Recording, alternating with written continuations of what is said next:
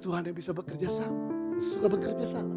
Kalau kita gak bisa bekerja sama, kita bukan anaknya. Karena anak Tuhan punya warna, selalu bisa kerja sama.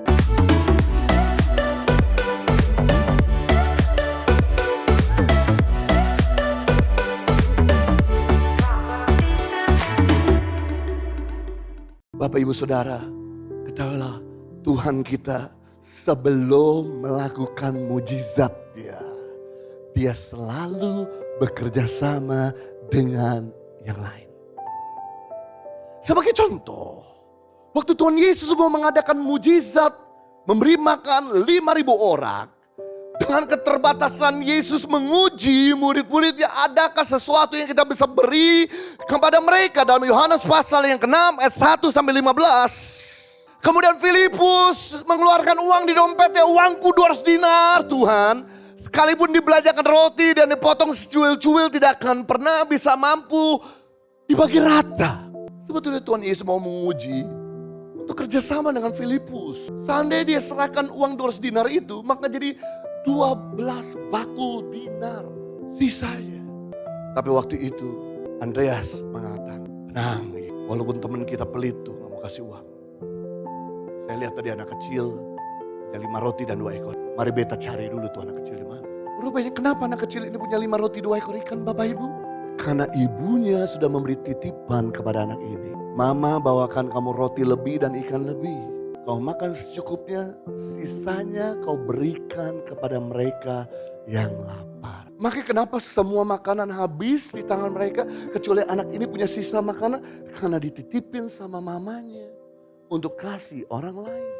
Ibunya betapa generous titipin anak ini. Makanya ketika Om Andreas minta roti dan ikan ini, anak ini dengan sukarela memberikan ikan dan roti itu kepada Andreas. Dan Andreas membawakannya kepada Tuhan Yesus. Tuhan Yesus menghadap ke atas memecah-mecahkan 5.000 orang kenyang. Perhatikan mujizat terjadi karena ada Andreas yang cukup ikut partisipasi. Karena ada anak kecil yang ikut partisipasi. Karena ada orang tua yang ikut partisipasi. Kalau tidak ada anak kecil, tidak mungkin mujizat ada. Karena Tuhan Yesus melakukan mujizat dengan apa yang ada di tangan kita.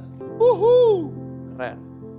Berikut yang kedua. Dalam Yohanes pasal 11 ayat 39-44. Yohanes 11 ayat 39-44. Di mana diceritakan ketika Yesus sampai di kota Betania.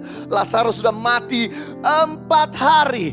Orang kalau udah mati 4 hari maka cairan di kepalanya sudah mengering. Jadi gak mungkin bisa hidup. Sudah jadi bangke. Tuhan Yesus sampai di depan kubur Lazarus berkata kepada orang banyak.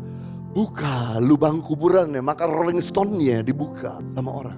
Tuhan Yesus minta tolong murid-murid itu buka. Orang saudara buka. Kemudian Tuhan Yesus berteriak dari depan kubur. Lazarus bangkit.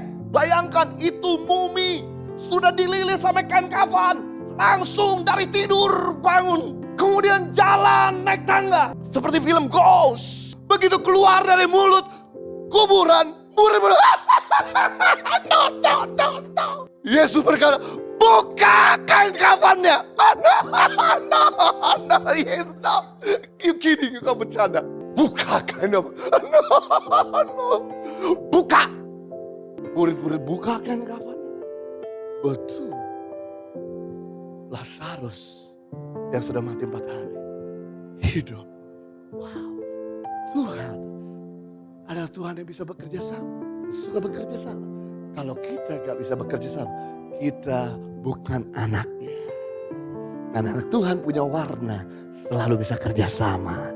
Impact Community Indonesia telah mengadakan 3 kali ibadah setiap hari Minggu.